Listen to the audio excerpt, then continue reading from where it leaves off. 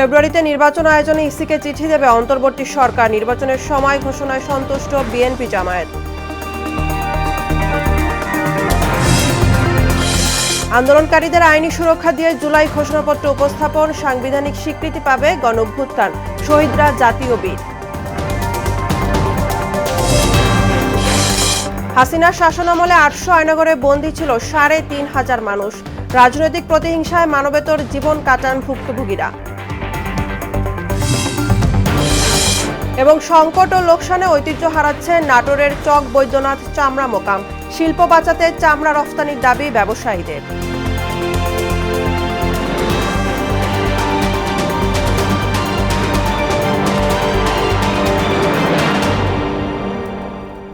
আসসালামু আলাইকুম, সবাইকে মোহনা সংবাদে স্বাগত। শুনছিলেন শিরোনাম, পুরো সংবাদের সঙ্গে আছি আমি বুশরা জাহানিমা। ২০২৬ সালের ফেব্রুয়ারিতে ত্রয়োদশ জাতীয় সংসদ নির্বাচন আয়োজনে ইসিকে চিঠি দেবে অন্তর্বর্তী সরকার। মঙ্গলবার রাতে জাতির উদ্দেশ্যে দেওয়া এক ভাষণে কথা জানিয়েছেন প্রধান উপদেষ্টা অধ্যাপক মোহাম্মদ ইউনূস। আজ থেকেই নির্বাচনের প্রাতিষ্ঠানিক আয়োজন শুরু হবে বলেও জানান তিনি। নির্বাচন সুষ্ঠু ও উৎসবমুখর করতে সরকার সকল সহযোগিতা করবে বলে জানান প্রধান উপদেষ্টা। মুনতাসির মামুনের প্রতিবেদন। নির্বাচন কমিশন আগামী রমজানের আগে ২০২৬ সালের ফেব্রুয়ারি মাসে জাতীয় নির্বাচন অনুষ্ঠানের আয়োজন করেন। নতুন বাংলাদেশ গড়তে নির্বাচনের ট্রেনে উঠল অন্তর্বর্তী সরকার। জাতির উদ্দেশ্যে দেয়া ভাষণে প্রধান উপদেষ্টা অধ্যাপক মোহাম্মদ ইউনূস জানান, আগামী নির্বাচনের আগে ২০২৬ সালের ফেব্রুয়ারিতে ত্রয়োদশ জাতীয় সংসদ নির্বাচন আয়োজন করতে ইসিকে চিঠি দিবে সরকার। অন্তর্বর্তী সরকারের পক্ষ থেকে আমি প্রধান নির্বাচন কমিশনারের কাছে চিঠি পাঠাবো। এবারের নির্বাচনে নতুন বাংলাদেশ গড়ার ভিত্তি রচনা হবে বলেও আশা প্রকাশ করেন প্রধান উপদেষ্টা। রাষ্ট্রকে এমনভাবে মেরামত করতে হবে যাতে কখনো কোথাও ফ্যাসিবাদের লক্ষণ পাওয়া গেলেই সেটিকে যেন তাৎক্ষণিকভাবে সেখানেই নির্মূল করা যায়। প্রবাসীদের ভোটাধিকার নিশ্চিত করার আশ্বাস দেন ডক্টর ইউনূস। এবার আমরা প্রবাসী ভোটারদের ভোট দেওয়ার আয়োজন নিশ্চিত করতে চাই। যারা জীবনে প্রথমবার ভোট দেবে তাদের জন্য দিনটি স্মরণীয় করে রাখতে চান তিনি। এবারের নির্বাচন যেন আনন্দ উৎসবের দিক থেকে, শান্তি শৃঙ্খলার দিক থেকে, ভোটার উপস্থিতির দিক থেকে, সৌহার্দ্য ও আন্তরিকতার দিক থেকে দেশের ইতিহাসে স্মরণীয় হয়ে থাকে। প্রধান উপদেষ্টা বলেন, রাষ্ট্রকে এমনভাবে মেরামত করা হবে যাতে কখনো ফ্যাসিবাদ লক্ষণ দেখা দিলেই তা নির্মূল করা যায়। আমাদেরকে নিশ্চিত করতে হবে ভবিষ্যতের কোনো সরকারই যেন আর ফ্যাসিস্ট হয়ে উঠতে না পারে। স্বৈরাচার সরকার দমন পীড়নের পাশাপাশি দেশে মানুষের ভোটাধিকার কেড়ে নিয়েছিল বলেও অভিযোগ করেন প্রধান উপদেষ্টা। ভোটারদের ভোট দেওয়ার আয়োজন নিশ্চিত করতে চাই। মুনতাসির মামুন, মোহনার সংবাদ, ঢাকা। বিধ্বস্ত বাংলাদেশ। আগামী রমজানের আগে জাতীয় নির্বাচন আয়োজনের বিষয়ে ইসিকে চিঠি দেওয়ার কথা জানিয়েছেন প্রধান উপদেষ্টা ডক্টর মোহাম্মদ ইউনূস। তার এই ঘোষণায় নির্বাচন নিয়ে শঙ্কা কেটে গেছে বলে মন্তব্য করেছেন বিএনপির স্থায়ী কমিটির সদস্য সালাউদ্দিন আহমেদ। মঙ্গলবার গুলশানে বিএনপি চেয়ারপারসনের রাজনৈতিক কার্যালয়ে প্রধান উপদেষ্টার জুলাই ঘোষণাপত্র পাঠ এবং জাতির উদ্দেশ্যে ভাষণ নিয়ে প্রতিক্রিয়ায় তিনি এ মন্তব্য করেন। বলেন, এ ঘোষণার মাধ্যমে রাজনৈতিক স্থিতিশীলতা আসবে, ব্যবসা বাণিজ্য ও বিনিয়োগ নিয়ে কোনো অনিশ্চয়তা থাকবে না। সব রাজনৈতিক দলের ঐকমত্যের ভিত্তিতে খুব শিগগিরই জুলাই সনদ স্বাক্ষর হবে বলেও প্রত্যাশা করেন তিনি।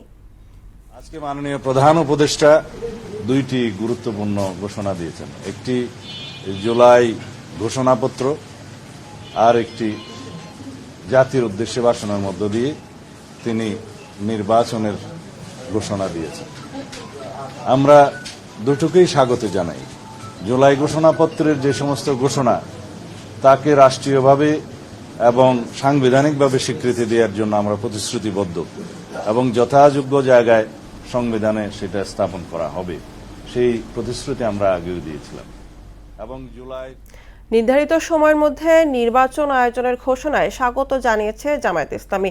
তবে জুলাই ঘোষণাপত্র নিয়ে হতাশা প্রকাশ করেছে দলটি। মঙ্গলবার দলটির সেক্রেটারি জেনারেল মিয়া গোলাম পরোয়ার বলেছেন, ঘোষণাপত্রে তাদের অনেক গুরুত্বপূর্ণ প্রস্তাব উপেক্ষিত হয়েছে। তিনি বলেন, জুলাই পত্রে যেভাবে বিষয়গুলো আনা হয়েছে তাতে আমরা সন্তুষ্ট নই, বরং হতাশ। ফেব্রুয়ারিতে জাতীয় সংসদ নির্বাচনের জন্য প্রস্তুত নির্বাচন কমিশন। মঙ্গলবার রাতে এ কথা জানিয়েছেন ইসি আব্দুর রহমানেল মাসুদ। বলেন, আগামী ডিসেম্বরে তফসিল ঘোষণা হতে পারে। তিনি আরও বলেন, প্রধান উপদেষ্টার বক্তব্য অনুযায়ী আগামী রোজার আগেই ত্রয়োদশ জাতীয় সংসদ নির্বাচন করতে ইসি প্রস্তুত। স্বৈরাচার পতনের বর্ষপূর্তিতে মঙ্গলবার 28 দফা জুলাই ঘোষণাপত্র পাঠ করেছেন প্রধান উপদেষ্টা ডক্টর মোহাম্মদ ইউনূস। ঘোষণাপত্রে দেশের রাজনৈতিক ও প্রশাসনিক সংস্কারের পাশাপাশি গণঅভ্যুত্থানে শহীদদের জাতীয় বীর স্বীকৃতি ও আন্দোলনকারীদের আইনি সুরক্ষা দেওয়ার ঘোষণা দেওয়া হয়েছে। নির্বাচন পরবর্তী নতুন সরকারের সংস্কারকৃত সংবিধানের তফসিলে জুলাই ঘোষণাপত্র যুক্ত করা হবে বলেও জানান প্রধান উপদেষ্টা। শামীমুজ্জামান চৌধুরীর রিপোর্ট। মৃত্যুর কারণ হিসেবে লেখা ছিল গানশট। সংসদ ভবনের দক্ষিণ প্লাজায় আয়োজিত কেন্দ্রীয় অনুষ্ঠান মঞ্চে মঙ্গলবার বিকেল 5:15টার দিকে ঘোষণাপত্র পাঠ শুরু করেন প্রধান উপদেষ্টা অধ্যাপক মোহাম্মদ ইউনূস। এই ভূখণ্ডের মানুষ গণঅভ্যুত্থান যুক্তিসঙ্গত, বৈধ ও আন্তর্জাতিক স্বীকৃত মন্তব্য করে সরকার প্রধান বলেন, গণঅভ্যুত্থানকে স্বীকৃতি দিয়ে সংবিধানের তফসিলে ঘোষণাপত্র যুক্ত হবে। একই সঙ্গে আইনি সুরক্ষা দেয়া হবে আন্দোলনকারীদের। জাতীয় বীর হিসেবে ঘোষণা করে শহীদদের পরিবার, আহত যোদ্ধা এবং আন্দোলনকারী ছাত্র জনতাকে প্রয়োজনীয় সকল আইনি সুরক্ষা দেওয়ার অভিপ্রায় ব্যক্ত করেছে। স্বাধীনতা পরবর্তী আওয়ামী লীগ সরকার মুক্তিযুদ্ধের জনআকাঙ্ক্ষা পূরণে ব্যর্থ হয়েছিল এবং গণতন্ত্র ও রাষ্ট্রীয় প্রতিষ্ঠানগুলোর কার্যকারিতা ক্ষুণ্ণ করেছিল। ঘোষণাপত্রে রাষ্ট্রীয় ও সাংবিধানিক স্বীকৃতির বিষয়ে রাজনৈতিক দলগুলোর মধ্যে ঐকমত্য হয়েছে বলে জানান সরকার প্রধান। বাংলাদেশের জনগণ এই অভিপ্রায় ব্যক্ত করছে যে ছাত্র গণঅভ্যুত্থানের 2024-এর উপযুক্ত রাষ্ট্রীয় সাংবিধানিক স্বীকৃতি প্রদান করা হবে এবং পরবর্তী নির্বাচনে নির্বাচিত সরকারের সংস্কারকৃত সংবিধানের তফসিলে এই ঘোষণাপত্র সন্নিবেশিত করা হবে। মোহাম্মদ ইউনূস বলেন, গণঅভ্যুত্থানে বিজয়ী জনগণের আকাঙ্ক্ষার প্রতিফলন হিসাবে এই ঘোষণাপত্র প্রণয়ন করা হয়েছে। 5 আগস্ট 2024 সালে গণঅভ্যুত্থানে বিজয়ী বাংলাদেশের জনগণের আকাঙ্ক্ষার প্রতিফলন হিসেবে এই ঘোষণা প্রণয়ন করা হলো। অনুষ্ঠানে বিএনপি, জামায়াতে ইসলামী, এনসিপি সহ বিভিন্ন রাজনৈতিক দলের প্রতিনিধিরা উপস্থিত ছিলেন। বাংলাদেশকে একটি ফ্যাসিবাদী, মাফিয়া এবং ব্যর্থ রাষ্ট্রের রূপ দিয়ে আন্তর্জাতিকভাবে বাংলাদেশের ভাবমূর্তি ক্ষুণ্ণ করে। শামীমুজ্জামান চৌধুরী, মোহনা সংবাদ, ঢাকা। নোয়াখালীর বেগমগঞ্জ উপজেলার চন্দ্রগঞ্জ পূর্ব বাজারে মাইক্রোবাস খাদে পড়ে 7 জন নিহত হয়েছেন। ভোর 5:40 দুর্ঘটনা ঘটে। ঘটনাস্থলেই 6 জন নিহত এবং এক ব্যক্তি আহত হয় বলে প্রাথমিকভাবে জানা গেছে। আহত ব্যক্তিকে স্থানীয় হাসপাতালে ভর্তি করা হয়েছে। তাৎক্ষণিকভাবে হতাহতদের নাম ও পরিচয় জানা যায়নি। নানা সংকট ও লোকসানের কারণে ঐতিহ্য হারাচ্ছে নাটোরের চক বৈদ্যনাথ চামড়ার মোকাম। এটি একসময় দেশের দ্বিতীয় বৃহত্তম চামড়ার মোকাম হিসাবে পরিচিত ছিল। দেশের বিভিন্ন প্রান্ত থেকে চামড়া এসে বেচাকেনা হতো, কিন্তু বর্তমানে নানা কারণে এই মোকামটি তার জৌলুস হারাচ্ছে। রাশিদুল ইসলামের প্রতিবেদন, জানাচ্ছেন আফরিন পপি। নাটোরের চক বৈদ্যনাথ চামড়ার মোকাম ঢাকার বাইরে দেশের সর্ববৃহৎ চামড়া বাজার, কিন্তু নানা সংকট আর লোকসানের কারণে দিন দিন হারিয়ে যাচ্ছে এই বাজার। প্রতি বছর ট্যানারির চাহিদার 30 থেকে 35 ভাগ কাঁচা চামড়া নাটোরের এই আড়ত থেকে সরবরাহ করা হয়। ঐতিহ্যবাহী এ চামড়ার মোকামে একসময় দেশের নানা প্রান্ত থেকে আসতো ব্যবসায়ীরা। এখন বাজারে নেই আগের মতো কোলাহল, নেই জমজমাট বেচাকেনা। ব্যবসায়ীরা বলছেন, সরকার চামড়ার যে দাম বেঁধে দেয় সেই দামে চামড়া কেনা যায় না নানা কারণে। তাছাড়া ট্যানারি মালিকরা টাকা না পরিশোধ করায়, পুঁজির অভাব ও সিন্ডিকেট এবং লবণের দাম বাড়ায় লোকসানের জন্য ব্যবসা ছাড়তে হচ্ছে তাদের। মার্কেটে প্রায় 2.25 কোটি টাকার মতো এই বছরে বাকি পড়ছে। দিচ্ছি ট্যানারি মালিকরা ঘুরেছে। সরকার নির্ধারিত চামড়া মূল্যে চামড়া বেচে কেনা করতে একটু কষ্টই হয়েছে। বর্তমান যে আন্তর্জাতিক মার্কেট আছে লস, ওয়েট ব্লুটা বন্ধ হওয়াতে আমাদের চামড়ায় ধস নামছে। ইতালি, ইউরোপ কান্ট্রি যদি আসতো তাহলে চামড়াটা বেশি দামে বিক্রি হতো। চামড়া শিল্পকে বাঁচাতে দেশের বাইরে চামড়া রপ্তানির দাবি চামড়া ব্যবসায়ীদের। আমরা সরকারের কাছে দাবি জানাচ্ছি যেন তারা বহির্বিশ্ব বিভিন্ন কান্ট্রি আছে, তাদের সাথে যোগাযোগ করে এই শিল্পকে বাঁচাতে হলে আপনারা দয়া করে তাদের সাথে যোগাযোগ করুন, যেন ভালো দামে চামড়া বিক্রি করতে পারে। এক সময়ের কোলাহলময় চক বৈদ্যনাথ চামড়া বাজার এখন নিস্তব্ধ। সরকার দ্রুত পদক্ষেপ না নিলে নাটোরের ঐতিহ্যবাহী চামড়া ব্যবসা হারিয়ে যাবে বলে মনে করেন ব্যবসায়ীরা। আফরিন পপি, মোহনা সংবাদ। গাজীপুরের কালিয়াকৈরে কারখানার নির্গত ধোঁয়ায় নষ্ট হচ্ছে ফুটওভার ব্রিজ। ধোঁয়ার বিষাক্ত কার্বন মনোক্সাইড সহ বিভিন্ন ক্ষতিকারক রাসায়নিক পদার্থের প্রভাবে ব্রিজের ধাতব অংশে জং ধরে দ্রুত ক্ষয় হচ্ছে, ফলে নিরাপত্তা ঝুঁকিতে রয়েছে চলাচলকারীরা। সমস্যা সমাধানে ব্যবস্থার আশ্বাস দিয়েছে কর্তৃপক্ষ। আলহাজ হোসেনের প্রতিবেদন, জানাচ্ছেন সিফাত রহমান জেসি। কালিয়াকৈর উপজেলার চন্দ্রা এলাকায় ঢাকা টাঙ্গাইল মহাসড়কে প্রায় 4,48,52,761 কোটি টাকা ব্যয় নির্মিত ফুট ওভার ব্রিজটি রাসায়নিক কারখানা নির্গত বিষাক্ত রাসায়নিকের নিঃসরণে ক্ষতিগ্রস্ত হচ্ছে। ব্রিজের কোনো অংশ নষ্ট হয়ে খসে গেছে, আবার কিছু অংশ ভেঙে পড়েছে। নিরাপত্তাহীনতা এবং চরম ঝুঁকি নিয়ে ব্রিজ পারাপার করছেন কারখানা শ্রমিক এবং স্থানীয়রা। অ্যালুমিনিয়ামের ধোঁয়াটাই মনে করেন যে ফুট ওভার ব্রিজের ছাউনিটার উপরের টিনটা নষ্ট হয়ে যাচ্ছে। বৃষ্টিতেও পানি পড়ে, সরকারি সম্পদে এই জিনিসটা নষ্ট হচ্ছে। এই ফ্লাইওভারের পাশে একটা মেশিন আছে, সেই মেশিনটা যখন চালু করা হয় সেই মেশিনের অসংখ্য ধোঁয়া হয়। এই ধোঁয়াটা বাতাসে এই টিনের আশেপাশে লাগার পরে দ্রুতই এই টিনগুলোতে মরিচা ধরতেছে। গার্মেন্টসের কালো ধোঁয়া, থাই অ্যানিমেলের কালো ধোঁয়ায় আমাদের বছর বছর টিন পাল্টাতে হয়, টিন নষ্ট হয়ে যায়। হাজার হাজার লোক ওভারব্রিজ দিয়ে চলাচল করে, পাশে বাংলাদেশ থাই অ্যালুমিনিয়াম ফ্যাক্টরি। এটার ধোঁয়ায় আসলে আমি মনে করি যে এটার ধোঁয়ায় এই সমস্ত টিন মোর্চা পড়ে সব নষ্ট হয়ে যাচ্ছে।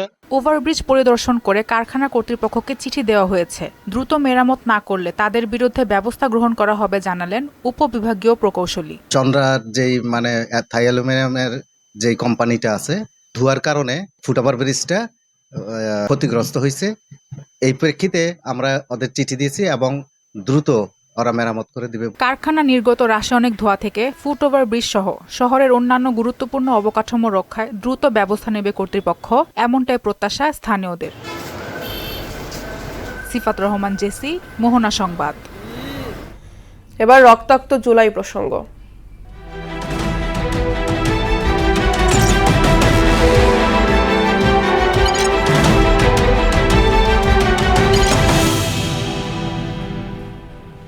শেখ হাসিনার 15 বছরের শাসনামলে প্রায় 800 আয়নাঘরে বন্দী করে রাখা হয় অন্তত 3,500 মানুষকে। বিনা বিচারে অন্ধকার প্রকোষ্ঠে মানবতর জীবন কাটান এসব ভুক্তভোগী। রাজনৈতিক মতাদর্শের কারণে হাসিনার প্রতিহিংসার শিকার হন ব্রিগেডিয়ার জেনারেল আব্দুল্লাহিল আমান আজমি ও লেফটেন্যান্ট কর্নেল হাসিনুর রহমান। আয়নাঘরে বন্দীদের নিয়ে রেজা খানের 2 পর্ব ধারাবাহিক প্রতিবেদনের আজ প্রথম কিস্তি। পতিত স্বৈরাচার শেখ হাসিনার 15 বছরের শাসনামলে দেশে গুমের সংস্কৃতি তৈরি করা হয়। সে সময় দেশ জুড়ে 7 থেকে 800 গোপন বন্দিশালা বা আয়নাঘরে রাখা হতো সরকার বিরোধীদের। অন্তর্বর্তী সরকারের 100 দিন উপলক্ষে দেয়া এক ভাষণে প্রধান উপদেষ্টা ডক্টর মোহাম্মদ ইউনুস জানান, গুম সংক্রান্ত কমিশন এ পর্যন্ত 1600 গুমের তথ্য পেয়েছে। তাদের ধারণা এই সংখ্যা ছাড়াবে 3,500। ইন্ডিয়ার গোয়েন্দা সংস্থা রয়ের এজেন্ট না হওয়া এবং ভারত বিরোধী কর্মকাণ্ডের কারণে 2 দফায় অন্তত 5 বছর গুমের শিকার হন অবসরপ্রাপ্ত লেফটেন্যান্ট কর্নেল হাসিনুর রহমান বীর প্রতীক। আমাকে বলা হয় আপনার ওয়ারম্যান হলে রয়ের সাথে কাজ করার জন্য। বাংলাদেশি অফিসার, রয়ের অফিসার আমাকে অনেক প্রলোভন দেখায়। প্রথম থেকে না বলে দিলাম, মিলিটারি অফিসার সবাই কিন্তু অ্যান্টি ইন্ডিয়ান, সবার চেতনা ধারণ করে অ্যান্টি ইন্ডিয়ান। এখনও সকল জেনারেল অ্যান্টি ইন্ডিয়ান চেতনা ধারণ করে। ভারতের মদতে বিডিআর বিদ্রোহ ও জেএমবির উত্থান হয় দাবি করে আয়নাঘরের অস্তিত্ব প্রথম আন্তর্জাতিক গণমাধ্যমে তুলে ধরার কথা জানান হাসিনুর রহমান। আমি প্রথম ব্যক্তি যে এটাকে ওন করে বাইরে শিকার, বাংলাদেশের থেকে আর কি। ওই সময় জেএমবির উত্থান হয়, জেএমবির উত্থানটা সম্পূর্ণ ভারতের। এদিকে স্বৈরাচার শেখ হাসিনা সরকারের আক্রোশের শিকার হন জামায়াতের সাবেক আমির গোলাম আজমের পুত্র অবসরপ্রাপ্ত ব্রিগেডিয়ার জেনারেল আব্দুল্লাহিল আমান আজমি। তার দাবি, ভারতের নানা অপকর্মের প্রতিবাদ করায় আয়নাঘরে থাকতে হয়েছে 8 বছর। ভারতের সমস্ত যে সমস্ত কুকর্ম আছে এগুলির প্রতিবাদ বরাবরই করে এসেছি। আর আমার বাবার পরিচিতি, আমার বাবার জানা যায় যে বিশাল জনসমাগম হয়েছে, এগুলি সব কিছু দেখে আর তারা ঘাবড়ে গেছে আর কি। তারা হয়তো আমাকে হুমকি বলে মনে করে। এই সময়ে মানসিক নির্যাতনের পাশাপাশি ক্রসফায়ারে মৃত্যুর আতঙ্ক প্রতিনিয়ত তাড়া করত বলেও জানান আজমি। আমি ভয় পেলাম যে প্রথমে আমি ক্রসফায়ারে নিয়ে যাবে কিনা। ৪২,০০০ বারের মতো হবে, আমার চোখ হাত বাঁধা হয়েছে। রেজা খান, মোহনা সংবাদ, ঢাকা। মৌসুমী বৃষ্টির প্রভাবে কুষ্টিয়ায় বেড়েছে নদ নদীর পানি। ভোগান্তিতে পড়েছে এক গ্রামের ২০০ পরিবার। বিভিন্ন এলাকায় জলাবদ্ধতায় ডুবে গেছে বসতবাড়ি, মাদ্রাসা, মসজিদ, ফসলি জমি, মাছের ঘের সহ নানা স্থাপনা। কানেক্টিভ ড্রেনেজ ব্যবস্থা চালু হলে জলাবদ্ধতা নিরসন হবে বলছে কর্তৃপক্ষ। পার্থসারথী ঘোষের প্রতিবেদন, জানাচ্ছেন তাহসিন তারিন। এই চিত্র কুষ্টিয়ার কুমারখালী পৌরসভার ভাটিকামারা এলাকার। টানা বৃষ্টিতে সৃষ্ট জলাবদ্ধতার কারণে ভোগান্তির কবলে পড়েছে এই এলাকার ২ শতাধিক পরিবার। ড্রেনেজ ব্যবস্থা অকার্যকর থাকায় ঘর ও মেঝেতে উঠেছে পানি। পানি নিষ্কাশনের ব্যবস্থা না থাকায় ভোগান্তি বেড়েছে। জনপ্রতিনিধিরা মাঝে মাঝে খোঁজ নিলেও পানি নিষ্কাশনের কোনো উদ্যোগ নেয়নি বলে অভিযোগ এখানকার বাসিন্দাদের। আমার বাড়ি খাওয়ার ব্যবস্থা নাই, খড়িকাঠি নাই, চুলায় পানি, ঘরে পানি।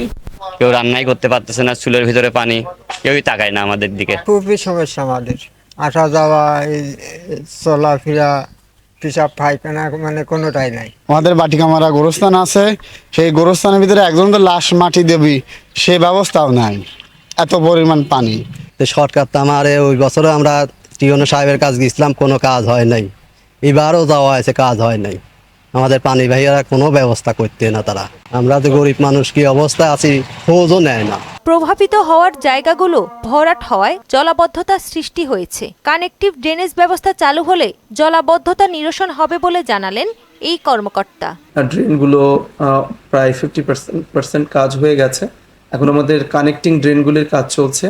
তো এক্ষেত্রে আমরা চেষ্টা করছি যে যত দ্রুত সম্ভব যেন যারা জলাবদ্ধতার মধ্যে আছে তারা সেখান থেকে পরিত্রাণ পেতে পারে। টানা বৃষ্টিতে কুমারখালী উপজেলার ভাটিকামারা, চাউলকুঠা, দুর্গাপুর সহ বেশ কয়েকটি এলাকায় জলাবদ্ধতা সৃষ্টি হয়েছে। তাহসিন তারিন, মোহনা সংবাদ। এবার সারা দেশে অনুষ্ঠিত সভা সমাবেশ নিয়ে প্রতিনিধিদের তথ্য চিত্রে ডেস্ক রিপোর্ট। নারায়ণগঞ্জের রূপগঞ্জে ২৪-এর ছাত্র জনতার গণ অভ্যুত্থানের প্রথম বর্ষপূর্তি উপলক্ষে বিজয় মিছিল অনুষ্ঠিত হয়েছে। জুলাই আন্দোলন বিজয়ের বর্ষপূর্তি উপলক্ষে ময়মনসিংহের গৌরীপুরে বিজয় মিছিল করেছে বিএনপি। জুলাই আগস্ট গণ অভ্যুত্থানের প্রথম বছর উপলক্ষে গণমিছিল ও সমাবেশ করেছে বাংলাদেশ জামায়াতে ইসলামী পিরোজপুর জেলা। নোয়াখালীর সেনবাগ উপজেলা বিএনপির উদ্যোগে বিজয় র্যালি অনুষ্ঠিত হয়েছে। জুলাই গণ অভ্যুত্থান দিবস উপলক্ষে ব্রাহ্মণবাড়িয়ার জেলা প্রশাসনের আয়োজনে শহীদদের কবরে পুষ্পস্তবক, জুলাই যোদ্ধাদের সংবর্ধনার আয়োজন সহ দিনভর নানা কর্মসূচি পালিত হয়েছে। জুলাই গণ অভ্যুত্থান দিবস উপলক্ষে ঠাকুরগাঁওয়ে হিন্দু ধর্মীয় কল্যাণ ট্রাস্টের আয়োজনে বিশেষ প্রার্থনা ও আলোচনা সভা অনুষ্ঠিত হয়েছে। জয়পুরহাট জেলা প্রশাসন ও পাঁচবিবি উপজেলা প্রশাসনের আয়োজনে অনুষ্ঠিত হয়েছে জুলাই গণ অভ্যুত্থান দিবস। জামালপুরের জেলা প্রশাসনের উদ্যোগে জুলাই গণ অভ্যুত্থান দিবস উদযাপিত হয়েছে। রাঙামাটি জেলা প্রশাসনের আয়োজনে জুলাই গণ অভ্যুত্থান দিবস উপলক্ষে আলোচনা সভা ও সংবর্ধনা অনুষ্ঠিত হয়েছে। সুনামগঞ্জে গণ অভ্যুত্থানের বর্ষপূর্তি উপলক্ষে বিজয় মিছিল করেছে উপজেলা বিএনপি। জুলাই হত্যাকাণ্ডের বিচার, বৈষম্যহীন ব্যবস্থার বিলোপ সহ নানা দাবিতে গাইবান্ধায় কর্মসূচি পালিত হয়েছে। রংপুরের হারাগাছিতে জুলাই গণ অভ্যুত্থানের বর্ষপূর্তি উপলক্ষে বিজয় র্যালি করেছে বিএনপি। সরকার পতনের বছর পূর্তিতে সাভারে আনন্দ র্যালি করেছে বিএনপি। দিনাজপুরে নানা কর্মসূচির মধ্য দিয়ে পালিত হচ্ছে জুলাই গণ অভ্যুত্থান দিবস।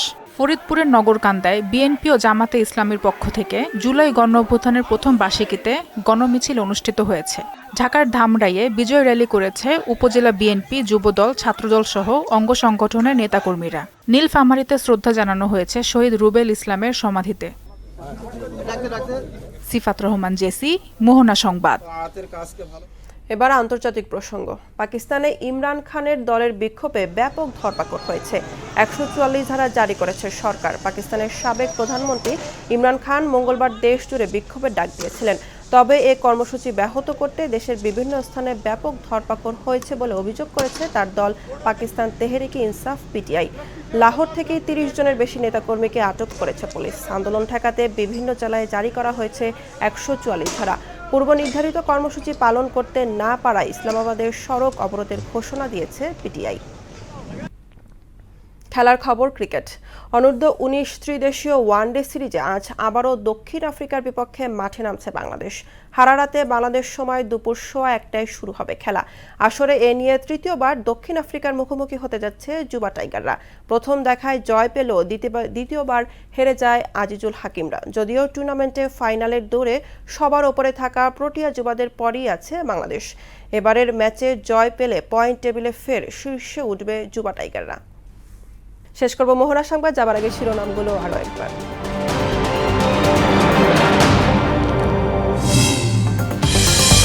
ফেব্রুয়ারিতে নির্বাচন আয়োজনে ইসিকে চিঠি দেবে অন্তর্বর্তী সরকার। নির্বাচনের সময় ঘোষণায় সন্তুষ্ট বিএনপি জামায়াত। আন্দোলনকারীদের আইনি সুরক্ষা দিয়ে জুলাই ঘোষণাপত্র উপস্থাপন। সাংবিধানিক স্বীকৃতি পাবে গণঅভ্যুত্থান, শহীদরা জাতীয় বীর। হাসিনার শাসনামলে 800 আয়নাগরে বন্দী ছিল 3500 মানুষ। রাজনৈতিক প্রতিহিংসায় মানবেতর জীবন কাটান ভুক্তভোগীরা। এবং সংকট ও লোকসানে ঐতিহ্য হারাচ্ছেন নাটোরের চক বৈদ্যনাথ চামড়া মোকাম। শিল্প বাঁচাতে চামড়া রফতানি দাবি ব্যবসায়ীদের।